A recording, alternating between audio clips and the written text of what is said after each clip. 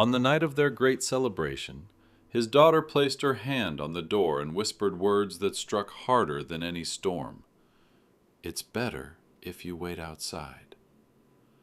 The phrase hung in the air like a sentence passed, sharp, final, cold. He had been invited, at least on paper, but not welcomed.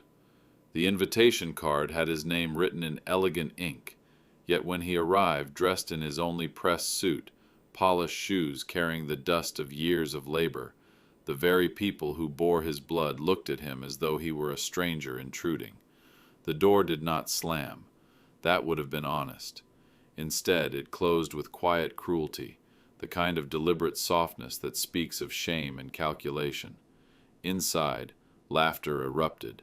Glasses clinked, chairs scraped across polished floors. Music fluttered like ribbons across the room.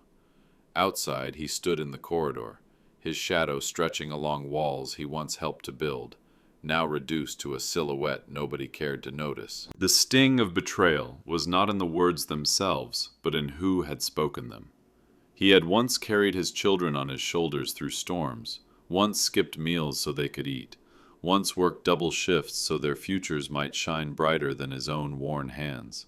And now those same children looked at him as a burden, a possible embarrassment in front of their guests. "He doesn't fit the evening," one had whispered, thinking he wouldn't hear. But he did. Every syllable burned. The humiliation settled like frost in his chest. He lingered at the threshold, hand brushing against the wooden door. This was no ordinary door. It was the barrier between blood and belonging, between what he had given and what had been stolen from him. On the other side, speeches would be made, toasts raised, legacies spoken aloud. But his name would not be mentioned. Not tonight. They wanted him invisible, erased. He felt the cruel irony. He had built the very foundations that carried their pride, yet was forbidden to share in the glow of it. The hallway smelled faintly of old polish, a scent he knew too well from years of tending to places others ignored. His breath lingered in the chill air, echoing his solitude. No one came out to fetch him. No one said, "Father, come in." They had written him out of the evening, just as they had tried to write him out of memory. Still, he did not turn away. Pride told him to leave, to let their arrogance collapse on itself. But something deeper held him there, something heavier than humiliation, stronger than pain. In his inner pocket, folded many times over, was the letter. He had written it in silence, with words sharpened by truth and softened by love. Not a letter of rage, but of remembrance. Not revenge, but revelation. He thought perhaps he might hand it to his grandson later, or slip it onto the stage as a final token before retreating back into his quiet life. He had not known he would be barred, even from a seat at the table. Now the letter felt heavier than gold, a weight pressing against his chest, reminding him of why he had come. Outside that closed door, he realized he was no longer waiting to be invited in. He was waiting for something else, something the others did not yet expect. Inside, they laughed, unaware that the silence they forced on him tonight would soon become the silence that would consume them when his words finally reached the stage. Friends, let's pause for a moment. Write in the comments, where are you listening from? Have you ever experienced something like this in your own life? Don't forget to subscribe and share this video. This way you help us grow and bring more stories like this to you every day. Now, let's continue. Through the narrow crack of the door, he saw the room unfold like a painting he was never meant to touch. Tables stretched in perfect rows, covered with cloth so white it seemed to glow. Glasses caught the light like little mirrors, forks lined like soldiers ready for a parade. Candles flickered gently, painting golden halos across the faces of his children, his grandchildren, his sons-in-law and daughters-in-law, all of them seated in a comfort he had once dreamed to give them. They laughed freely, their voices carrying above the music, but in the sea of chairs and place cards there was no space prepared for him. His name, the name that had carried theirs, had been erased. It struck him not as an accident, but as intention. A dinner without him was not incomplete in their eyes. It was perfect. Each chair bore the mark of someone younger, wealthier, more polished for the evening's performance. He could see the shimmer of pride on their faces, as if they were the rightful heirs of all that existed in the room. Not one of them thought to leave a chair empty for the man who had first bought tables like these, who had laid the stones on which their celebration now stood. The absence of his seat was louder than any insult. It was not neglect, it was a declaration. He leaned closer, unseen in the hallway, and the sight clawed deeper. His grandson clinked glasses with friends, oblivious to the man watching from the shadows. His daughter adjusted her jewelry, her smile sharp with satisfaction, as though this evening was her triumph alone. They had dressed in riches, draped in silk and silver, but their elegance sat on bones of betrayal. The truth pulsed bitterly in his veins. The more beautiful the hall appeared, the uglier their hearts had become. He remembered nights when chairs had been broken, when food had been scarce, when laughter was only a memory of better days. He had worked until his hands cracked, until his back bent, so that they would never sit at empty tables again. He had promised them futures without hunger, without shame. And here they were, fulfilling that promise, by excluding the man who had paid its price. They sat in the light of his sacrifice while casting him into shadows. The sound of laughter became unbearable. He stepped back from the door and pressed his palm against his chest, where the folded letter lay hidden. Its weight was heavier now, its meaning sharper. They had not given him a seat, but they would not escape his words. For a chair is nothing but wood and fabric. A name, however, carries through centuries. They could silence his presence tonight, but they could not erase what he had built with sweat and silence. He turned his eyes once more toward the hall, not with bitterness, but with a strange, rising calm. They thought the absence of a chair erased his worth, but one day they would discover that a seat can be taken away, while legacy cannot. They had denied him a place at their table, but soon they would be forced to stand before the truth he had written. The hallway smelled of dust and silence, an odor of neglect, as though time itself had abandoned this narrow space. He leaned against the wall, and the plaster beneath his shoulder was familiar, too familiar. He remembered the day it was poured, how he had carried bags of cement until his arms burned, how he had smoothed the surface with a steady hand so that his children might walk these corridors with pride. Every brick, every nail, every tile bore his silent fingerprints. And now, as the music swelled on the other side of the door, those fingerprints felt erased, denied by the very people who had been sheltered by them. The weight of exclusion pressed down heavier than stone. To be forgotten is one thing. To be deliberately erased is another. His children had not overlooked him. No, this was deliberate. They had chosen comfort over memory, pride over gratitude, appearances over truth. In their eyes, he was not the man who built their safety. He was a shadow that embarrassed their light. The thought dug into him with a slow, unbearable sharpness. He had built walls so they would not feel cold. And now those same walls had become barriers keeping him out. He closed his eyes, and the past rose vividly before him. Nights when he came home covered in dust, too tired to eat, yet still lifted his daughter into the air so she could laugh before bed. Days when his son wore shoes bought from money he earned fixing roofs in the rain. The smell of his wife's cooking lingering in rooms barely lit by a single lamp, while he promised himself that one day his family would sit in brighter halls. And here they were now, in a hall overflowing with light and laughter. But he stood outside, in the shadow, denied the warmth of what he had created. The laughter inside did not fade, it grew sharper. It felt as though every cheer, every toast was meant to remind him of where he was not welcome.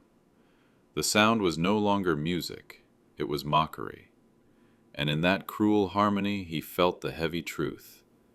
They had taken the life he gave them and used it to push him further away. Betrayal does not always come in words. Sometimes it comes in silence, in the deliberate turning of backs, in the absence of a chair at the table. His hand brushed against the letter inside his pocket, and he held it for a long moment. The paper was creased from days of carrying it close, but its strength had not weakened. If anything, tonight had made it stronger. That letter was not a plea to be remembered. It was a declaration that he could not be erased. He thought of the ink, the strokes of his pen steady even as his hand trembled with age. Those words carried his blood, his sweat, his history. While they tried to close the door on him, the letter would be the door they could never lock. The hallway seemed smaller with every passing minute, the walls pressing closer, suffocating him with memories. Yet within that suffocation came clarity. They had stolen his seat, but they could not steal his truth. They could push him outside, but they could not push away the legacy he carried in silence. And as he stood there, breathing in the dust of walls he once raised, he understood that exclusion was not his shame, it was theirs. Through the thin wood of the door, voices slipped like knives into the hallway. At first, they were muffled by music and clinking glasses, but soon words separated themselves, cruel in their clarity. "He's old now." A pause, followed by a faint laugh. "He doesn't understand." Another voice, sharper, almost relieved. "He'd only ruin the night." Each fragment was small, but together they struck him like hammer blows, each syllable driving deeper, stitching betrayal into the flesh of his heart. These were not strangers mocking a passer-by. These were his children, his own blood, speaking of him as if he were an uninvited beggar, hovering too close to their table. He pressed his palm harder against the wall, steadying himself as though the building might otherwise collapse beneath the weight of those words. His breath caught in his chest, heavy and uneven, not from age, but from a wound that no body could see. It wasn't the insult of being called old. He had lived enough years to wear that word with dignity. It wasn't even the suggestion that he did not understand. What tore him was the dismissal, the cutting away of his worth, as if decades of sacrifice had been reduced to nothing more than an inconvenience on a night of celebration. His mind pulled him backward, unwillingly, to all the nights when understanding had been his only weapon. When his son fell ill as a boy, it was he who had understood how to comfort him through fever while the doctors were still on their way. When money ran thin, it was he who had understood how to stretch coins into meals. When storms battered their roof, it was he who had understood how to climb and patch the leaks with hands raw from labor. Yet tonight, they said he could not understand, as though his entire life had been a misstep, a useless echo in the grand symphony of their success. The music swelled again, and laughter rose above it, washing their cruelty in a mask of celebration. But he could still hear them, those voices like poison dripping slowly. He pictured their faces, his son raising his chin in false authority, his daughter's lips curved in practiced smiles for guests, while her words behind the curtain sliced at the man who gave her life. Even his grandchildren, young and careless, absorbed the disdain, learning not respect but dismissal. He realized then that betrayal does not pass in whispers alone. It multiplies, it infects, it stains generations. He looked down at his shoes, polished as best as he could manage, though scuffed with age and effort. He remembered when those same children once tugged at his legs, begging him not to leave for work, when his presence was comfort and his absence was sorrow. And now, his presence was shame, his absence a relief. The bitter irony settled deep.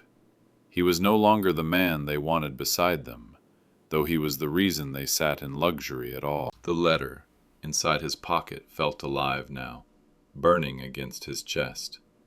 He thought of the words he had written, the truths too heavy for casual conversation, but too important to bury. He hadn't meant for it to be a weapon. It was written as a legacy, a reminder, a confession of love hidden beneath layers of sacrifice. But tonight, with their laughter and their mockery slicing at his dignity, that letter grew into something more powerful. It was no longer just paper. It was justice waiting to be read. He closed his eyes for a moment, and in the darkness behind his lids, he saw himself younger, carrying bricks in both hands, his body bent but unbroken, his spirit unshaken. He saw the faces of his children then, wide-eyed with gratitude, before pride had hardened them into strangers. Those memories hurt, but they also anchored him. He was not the man they described through careless whispers.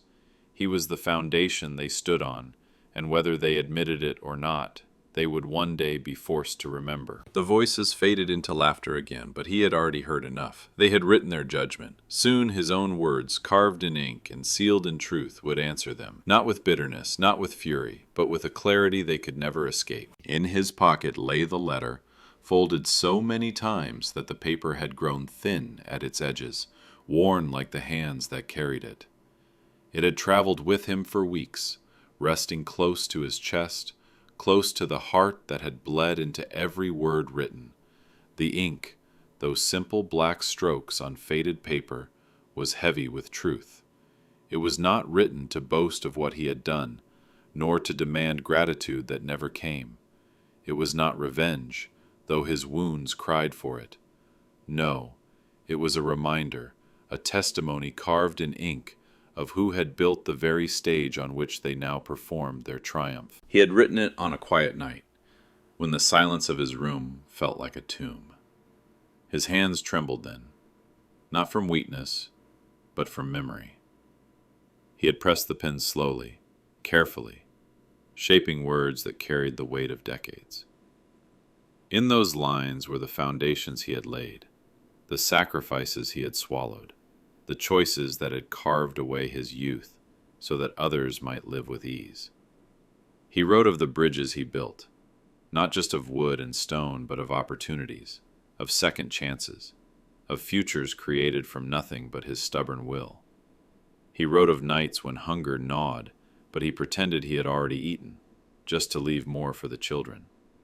He wrote of winters when the roof threatened to collapse, and it was his body that braced against the storm until dawn. The letter was no cry for pity. It was a ledger of truth, a truth he knew they had long forgotten, or perhaps chosen to bury beneath their silk and their laughter. They had built new identities for themselves, polished and proud, but every polish rested on a foundation of his calloused hands. Every proud smile shone brighter because his had been dimmed by struggle. He knew they would not say it aloud. They had no interest in recalling what made them.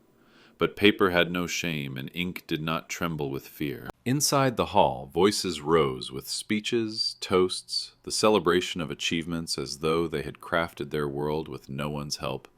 He heard his son being praised for his leadership, his grandson applauded for promise, his daughter admired for grace. He listened, every word another cut, but the letter in his pocket pulsed like a heartbeat, steady, undeniable. He did not need to interrupt, nor force his way in. The truth was already written. One day, one moment, those words would be heard, and when they were, no laughter could bury them. The paper itself was fragile, but what it carried was not. It carried the weight of roofs lifted, of debts repaid, of land purchased, of names secured. It carried the unseen nights when dignity was sacrificed so that others could hold their heads high. That letter was his voice when they had stolen his right to speak. It was his presence when they forced him outside the door. It was his chair at the table they denied him. He pressed his hand over his chest, feeling the edges of the folded paper beneath his coat. For a moment, he thought of leaving, walking out into the cold, letting them choke on their false pride. But something inside him whispered, "Not yet." This letter was more than memory. It was more than proof. It was the reckoning, waiting in silence, the candle that would burn through their darkness when they least expected it. And so he stood there, alone in the hallway, not as a forgotten man, not as a castaway father, but as the keeper of a truth they could not escape. They could close the door on him. They could deny him a seat. They could mock him in whispers. But the letter, his letter, was already stronger than all their walls. The ceremony inside had reached its height. One by one, names were called, each pronounced with warmth and applause. Glasses were lifted, chairs scraped as guests leaned forward to congratulate one another. His son's name echoed through the hall like a bell, greeted with clapping hands and proud smiles. His daughter's name followed, accompanied by praises of elegance and strength. Even his grandson, still too young to have built anything of substance, was lifted high with words of promise. Each name rang like music for the crowd, but to him, standing just beyond the door, it was thunder rolling against an empty heart. His name did not come, not once, not even in passing. He waited, breath held, foolishly hoping. Perhaps they had saved it for the end. Perhaps they would call him forward, surprise him with a token of gratitude, acknowledge the shoulders upon which they all stood. But minute after minute, toast after toast, he remained a ghost in the hallway. The silence where his name should have been became unbearable. It was not a simple omission, it was a verdict. His existence had been struck from the script. He was the architect of their success, and yet in their telling, the building had simply appeared on its own. He pressed his ear to the door, the laughter inside spilling into his emptiness. They honored achievements, they praised sacrifices, but never once did they mention the man who had given his life so they could have these walls, this light, this night. He had built the very foundations beneath their feet, yet they pretended the ground had risen by itself. The cruelty was not in their words, but in their silence. Silence, he realized, can wound deeper than any insult. Memories surged unbidden. He saw himself bent over blueprints at midnight, his tired eyes burning with determination, so that his children would not inherit his struggles. He remembered standing in the rain, directing workers with cracked lips and frozen hands until the last brick was laid. He remembered walking through these very halls when they were still empty, imagining a day when his family would fill them with joy. And now they did, but they had swept him from the story, as though he had been no more than a shadow at the edge of their dream. His heart ached with the cruel irony. They stood on his foundation, but treated him as though he were dust beneath their polished shoes. They lifted their glasses to one another, while the man who made their glasses possible stood outside, unseen, unspoken. Every name they applauded sounded like a stone cast against his dignity, and still, his name, the name carved into deeds, into contracts, into the very soul of this hall, remained unspoken, erased. He touched the letter in his pocket again, and a strange calm began to rise in him. If their voices refused to remember, then his words would. The ink he had poured onto paper would not betray him. The silence of the hall tonight would not last forever. He was the architect erased from their tale, but history does not stay silent. One day, they would be forced to speak his name, not because they chose to, but because the truth would demand it. For now, he remained in the hallway, surrounded by dust and shadows, listening to the hollow applause of those who believed they had built their own thrones. They thought the silence of his name meant victory, but in reality, it was only the beginning of their reckoning. He sat on the old wooden bench beneath a dim lamp, its weak glow spilling across the cracked pavement like a faint memory of warmth.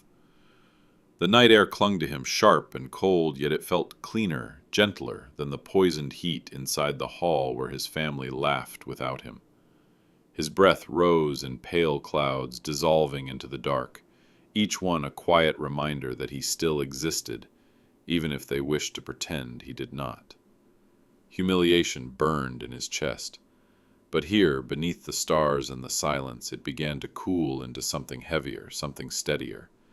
He could have walked away, left them to their false glory, their fragile pride built on the bones of his labor, but he did not.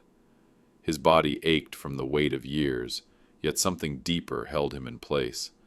A whisper without words told him that leaving now would be surrender, and justice, though late, always arrives in its own time. The wooden slats of the bench pressed into his back, and he thought of the countless nights he had sat on harder surfaces, waiting for shifts to end, waiting for pay that barely covered the rent, waiting for his children to grow into the futures he had carved for them. Waiting had never been foreign to him, but this wait was different. This was not the patient endurance of survival. It was the stillness before revelation. He was not outside because he was weak. He was outside because truth, when it comes, does not need to knock. It enters on its own. His eyes lifted to the windows of the hall, glowing rectangles in the darkness. From time to time a silhouette passed, his daughter's graceful movements as she greeted guests, his grandson's careless gestures as he laughed too loudly, his son standing tall as if the world owed him respect. They looked untouchable in their brightness, but he knew how fragile their stage really was. He had built it with his bare hands, and just as easily as he had raised it, the truth could shake it until it trembled. The letter pressed against his chest again, its weight unbearable, yet strangely comforting. It was not paper. It was a mirror, one they had avoided for too long. They thought by excluding him they had silenced the past, but the past does not die when ignored. It waits. And tonight, though they could bar him from their table, they could not keep his words from theirs. Something deep inside told him that the moment was near, that justice, quiet and uninvited, was already moving toward them. A gust of wind stirred the branches overhead, and he lifted his face to it. The cold air bit at his skin, but he welcomed it. Better to feel the sting of honest cold than the suffocation of false warmth. Here, outside in the night, there was no pretense, no masks, no hollow applause. Only truth, steady and waiting. He folded his hands together, eyes fixed on the faint glow spilling from beneath the great doors, and whispered not a prayer for revenge, but a silent vow to endure until the moment came. He had given his life in patience. He could give this night to it as well. They thought he had been left behind, abandoned to shadows. But he knew differently. He was waiting not to be invited in. He was waiting for them to realize that truth has no doors, no walls strong enough to hold it back. And when it entered, it would not come with fury, but with the quiet, unstoppable weight of inevitability. He saw movement at the end of the corridor, the hurried steps of an organizer, breathless, clutching an envelope in both hands. For a moment he did not recognize it, until his heart jolted with sudden fire. The paper, his letter, the one he had left at the reception desk, almost as an afterthought, unsure if anyone would even bother with it. He had half believed it would be tossed aside, buried beneath piles of programs and forgotten acknowledgments. Yet here it was, carried with urgency into the hall, as though destiny itself had reached down and lifted it from neglect. He straightened on the bench, eyes following until the doors closed behind her, sealing the letter within the place from which he had been barred. A shiver ran through him, not from the cold, but from the strange gravity of the moment. His words, born in solitude, were now walking into the light where his voice had been forbidden. He imagined the envelope laid gently on the stage, its weight small in hand but immeasurable in truth. Inside, laughter still flowed, but soon, he knew, it would falter. They could laugh at him, exclude him, silence his name, but they could not laugh away words already written. Paper has a way of piercing where voices cannot. He closed his eyes and pictured it. The master of ceremonies pausing, unfolding the envelope, expecting another polite note of congratulations or a sponsor's message, but instead, his voice would stumble into sentences carved with sacrifice, paragraphs filled with nights of labor and mornings of hunger endured so that his children could rise higher than him. Each line was a mirror, and mirrors, when lifted, show everything, whether one wishes to see it or not. He thought of his daughter, her polished smile turning brittle when the truth rang out louder than her rehearsed grace. He imagined his son stiffening, the confident tilt of his chin breaking under the weight of words that reminded him who had paved his road.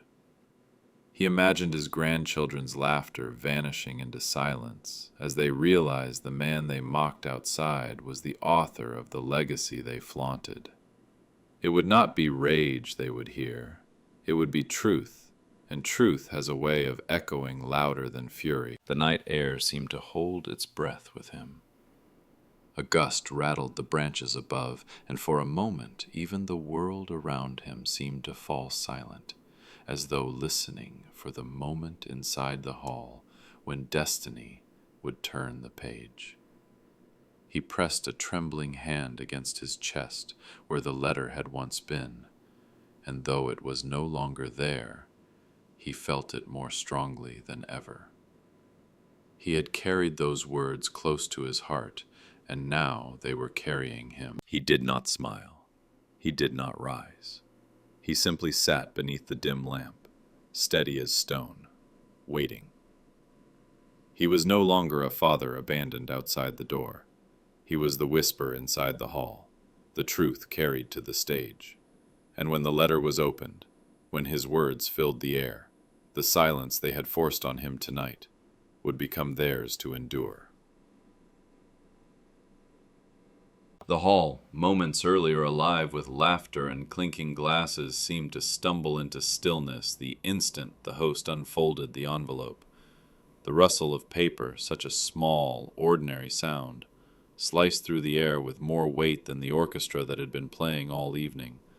Conversations faltered mid-sentence, forks were set down on plates, and the crowd leaned forward instinctively, pulled by a gravity none of them yet understood. Murmurs rippled across the room, quick and uneasy, as though the very walls recognized the intrusion of something greater than applause or ceremony. His letter, the one meant to remain unseen, unspoken, had become the center of every eye, every breath. From his seat outside on the bench, he could feel it as surely as if he were standing on the stage himself. He could almost see the host's hands trembling slightly, unused to the sudden weight of words not rehearsed, not polished for spectacle, but raw and absolute. The music stopped altogether, the silence swelling until even the faintest cough echoed like thunder. And in that silence, his presence returned, not in flesh, not in voice, but in the ink that carried his truth into the light. Inside, the audience shifted. Some leaned closer, their curiosity piqued. Others stiffened with unease as the opening lines were spoken. Those first words carried no accusation, only memory, simple, undeniable memory. Yet they landed heavier than any accusation could. A chill crept through the hall, as if everyone suddenly realized this was not another polite acknowledgement, not another hollow congratulation.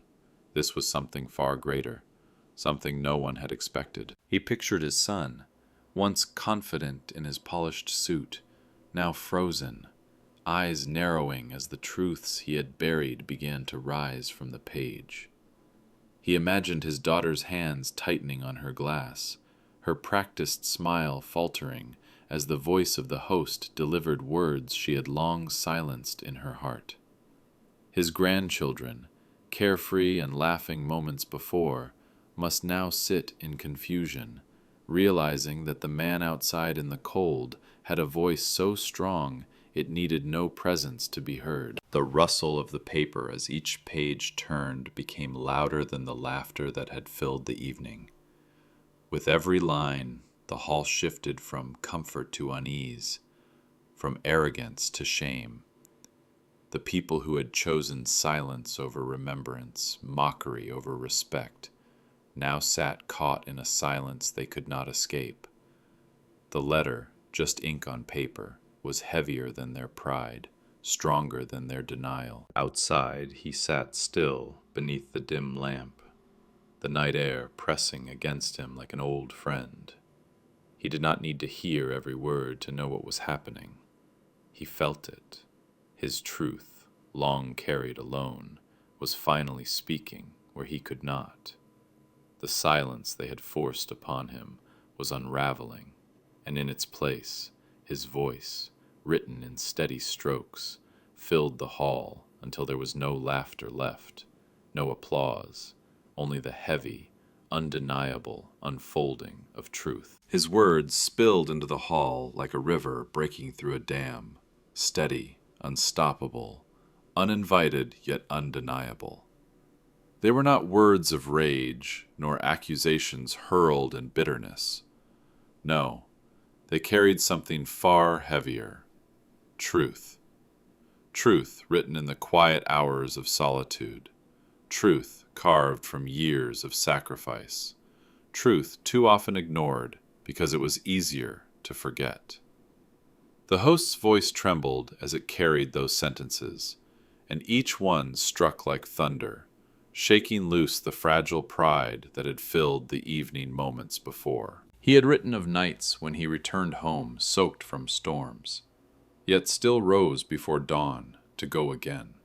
He had written of winters when food was scarce, when he told the children he wasn't hungry so they could eat, when he patched roofs in freezing winds so they could sleep in warmth. He wrote of the debts he paid with his own health, of the opportunities purchased with years of exhaustion, of the foundations, literal and unseen, that bore their comfort tonight. And as each line was spoken aloud, the truth pressed harder against the walls of the hall, until even the candles seemed to flicker under its weight. The laughter that had once filled the room had vanished. No one dared to interrupt. Forks rested untouched, glasses hovered in frozen hands. Conversations were strangled before they could be born. They sat captive, not because anyone had silenced them, but because truth had taken the stage. His words did not shout, but their echo was louder than any voice raised in fury. They cracked through the pretense, the performances, the carefully arranged pride, and what was left behind was silence, raw, shameful, unavoidable silence. He imagined his son's face paling, the realization creeping in that the very achievements he bragged about were built on a foundation poured by the man he had mocked. He pictured his daughter's hands trembling as the lines reminded her of sacrifices she had chosen to forget, sacrifices hidden under her jewelry and her polished grace. His grandchildren, perhaps for the first time, would hear not just a story, but the cost of their comfort, and realize that the man outside in the cold was no shadow, but the very root of everything they enjoyed. The host's voice grew heavier as the letter unfolded further, as if the paper itself weighed more with every sentence read, and in truth, it did. Each word carried decades. Each phrase bore the weight of nights when no one watched him work, of mornings when he walked alone to earn what would keep them alive. The hall was filled not with his presence, but with his essence, his soul inked onto paper. He had been denied a chair, denied a place at the table, denied even the dignity of being spoken of. But now, every chair, every table, every person in that room sat beneath his voice. Outside, on the bench beneath the dim lamp, he felt it. He felt the thunder of his words reverberating through walls he had once built with his own hands. He closed his eyes, not with bitterness, but with a strange, quiet peace. They could erase his name from their toasts, but they could not erase the truth. And tonight, that truth had risen louder than their laughter, louder than their denial. The silence that now filled the hall was not his. It was theirs. Through the crack of the open doors, he finally saw them. The faces that once looked so proud, so untouchable, now pale as parchment under the weight of his words. His son, who had stood tall before the guests, boasting as though the world itself bowed to him, sat rigid, his shoulders sinking with every line. The confident gleam in his eyes was gone, replaced by something raw, something he had not shown in years. Fear. Not fear of punishment, but of truth, of being stripped bare before the very people whose respect he had craved. His daughter, draped in jewels that caught the candlelight only moments ago, no longer glittered. Her smile, rehearsed and perfect, had cracked, revealing the trembling lips of someone exposed. She had silenced him with a whisper at the door. "It's better if you wait outside." But now she was the one silenced, unable to stop the words that poured across the hall, words that painted her not as gracious or elegant, but as ungrateful, as a child who had forgotten the roots beneath her throne. And his grandchildren, oh, their faces cut deepest. The ones who once laughed at his old suit, who rolled their eyes at his quiet presence, who thought of him as nothing more than a relic cluttering their bright futures, now sat frozen. Their laughter had died in their throats, replaced by wide eyes that betrayed both confusion and shame. For the first time, they saw not an old man on a bench, not a forgotten figure at the edge of their celebrations, but the architect of everything they enjoyed. The stage, the roof, the lights, the very safety they lived in. It was his creation. And now, with the truth spoken aloud, they could not look away. He watched them shift uncomfortably in their seats, unable to meet each other's eyes. The applause had vanished, the pride drained from the room. What remained was silence heavy as stone, pressing down on every chest. They had wanted him erased, unseen, unheard, but now the opposite had happened. His absence had become the loudest presence in the room. His words, carried on the trembling voice of the host, hovered like a storm cloud above them all, and they sat trapped beneath it. From the hallway he felt no triumph, no urge to smirk or gloat. What he felt was deeper, quieter, justice. Not the kind won in courts or measured in money, but justice that comes when truth reveals itself without needing a defender. Their pale faces, their broken smiles were not his victory. They were the reflection of his sacrifices finally seen, the mirror of their betrayal, finally undeniable. For years they had buried the truth, building walls of pride and indifference around it. But tonight those walls had cracked. Tonight his words had forced them to face what they had hidden.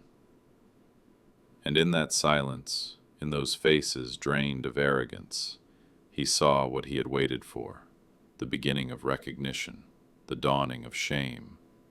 They could never again laugh without remembering this night, never again mock without hearing his voice echo in their ears.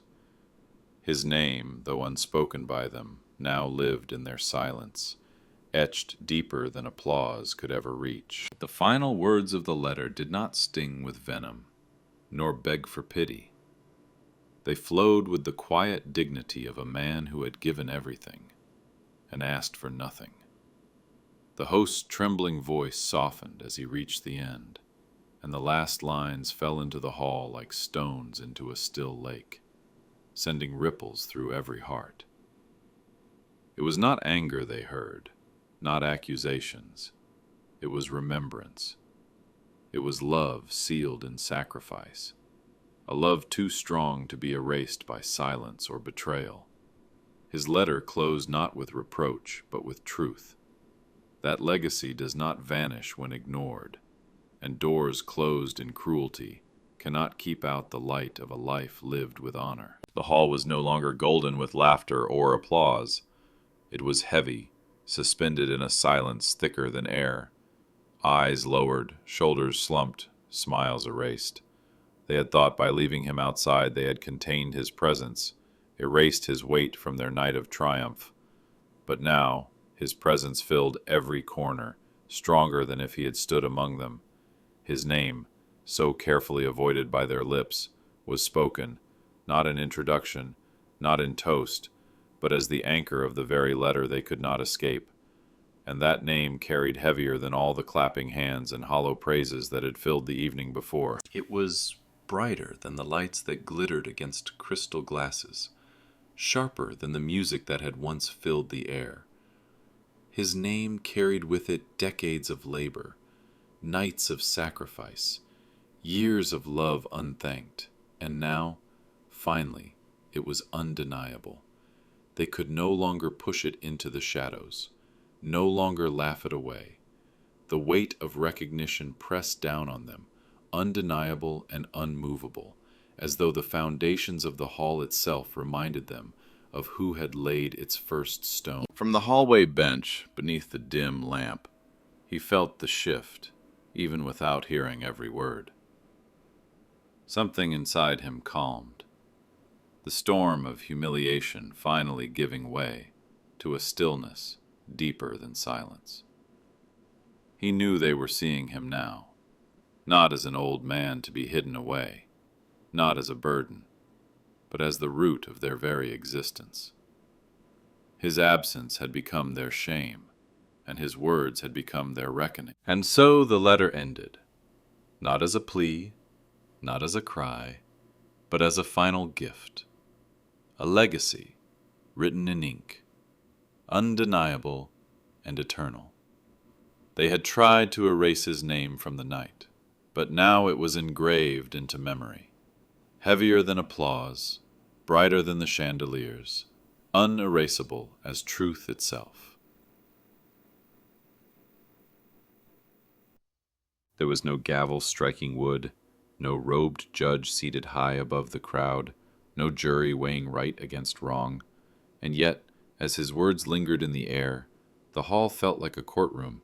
Every guest sat frozen in their chairs as though awaiting a verdict, but the verdict had already been spoken.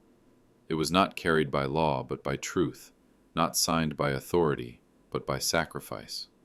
His letter, written in strokes of black ink, had cut deeper than any ruling could. It carried no punishment, yet it condemned.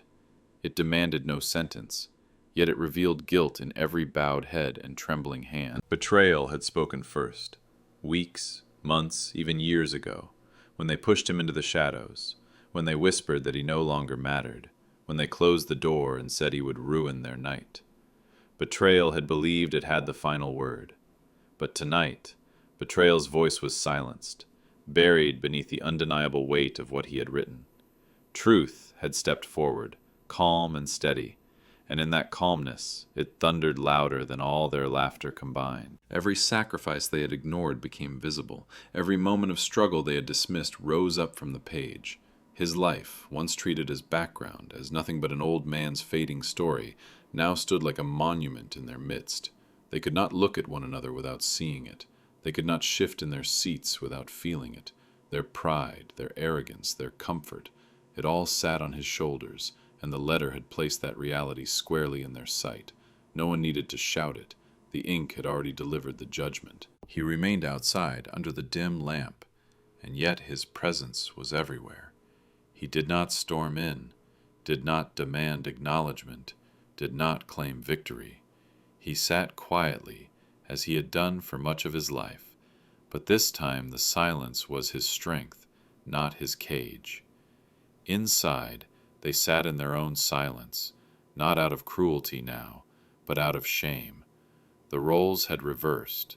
He was no longer the man excluded.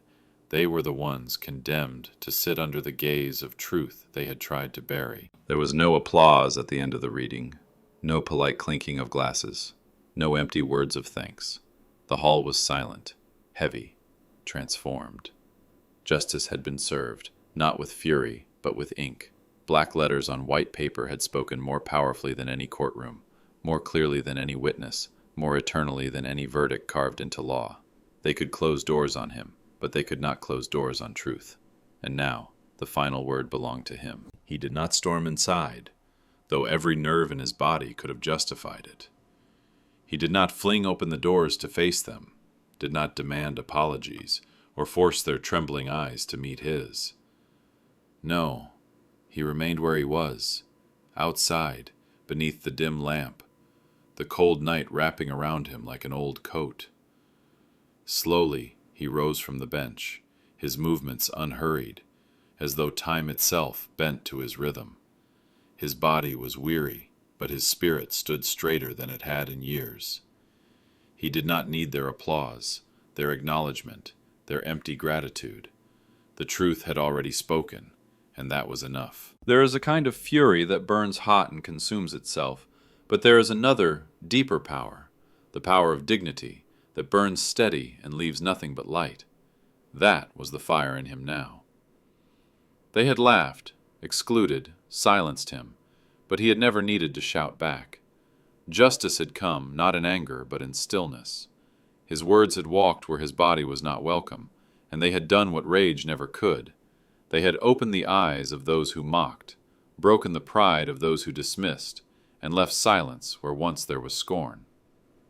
And he had achieved it all without lifting a hand, without raising a voice. He placed one hand briefly on the wall beside him, the same wall he had helped build years ago, when every brick felt like a promise to his family's future.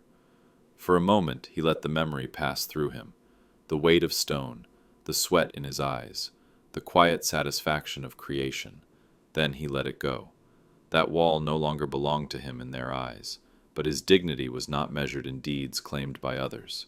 It was measured in the fact that he had built, he had given, he had endured, and no betrayal could erase that. Inside, the hall remained heavy with silence. They sat under the judgment of his words, but he had no desire to see their bowed heads, their broken smiles. He did not need their tears or their shame. His justice required no witnesses, because time itself bore witness. History remembered, walls remembered, even the silence of this night remembered, and that was all he needed. He stepped away from the bench, his shadow stretching long under the faint lamp. His footsteps were slow but steady, each one echoing with quiet authority. He left without fury, without demand, without reproach, yet heavier than any applause, greater than any recognition. He left as a man whose name could never again be erased, whose truth had spoken louder than all their laughter, whose dignity had outshone their betrayal. As the evening broke apart, the glow of the chandeliers dimmed, not by electricity, but by the weight of what had been revealed. The crowd began to disperse, though not with the easy chatter that usually follows a night of celebration. No, this was a leaving marked by whispers, by lowered eyes, by footsteps dragging with the heaviness of shame. Conversations were hushed, broken, as though no one dared to speak too loudly in fear of echoing the truth they had all just heard. They filed out of the hall in silence, carrying with them not triumph, but the shadow of revelation, and each whisper that passed was his name, the very name they had refused to speak, now etched on their tongues whether they wished it or not. Through the open doors he was no longer unseen. The guests glanced toward the dim corridor, and though some tried to avoid his gaze, others could not help but stare. It was not curiosity in their eyes, it was recognition. They had not invited him to sit at their table, but now they understood that every table they had ever sat at, every roof under which they had gathered, bore his invisible signature. He walked slowly away, the night air folding around him, but behind him trailed the echo of what he had left in that room. Words stronger than inheritance, sharper than wealth, more permanent than stone. His children sat still as the hall emptied, broken open by the realization they could not escape.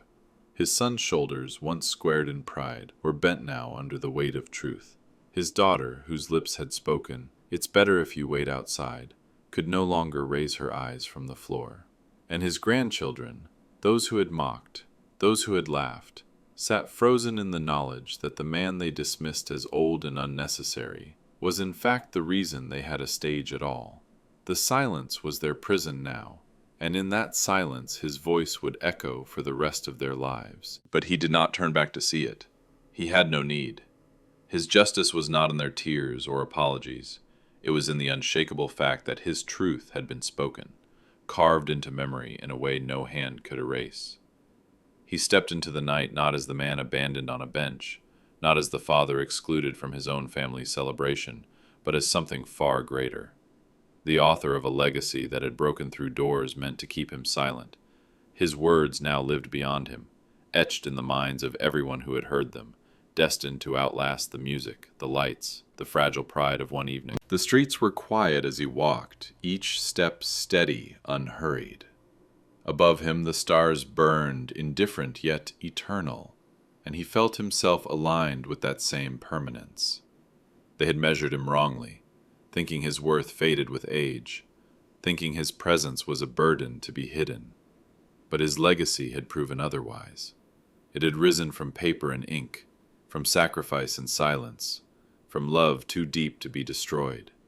It had revealed itself at the very heart of their pride, shattering their illusions, and binding his name to the truth of their lives. And so, with no crown on his head, no applause following his steps, he carried something infinitely greater, dignity untarnished, justice fulfilled, legacy sealed.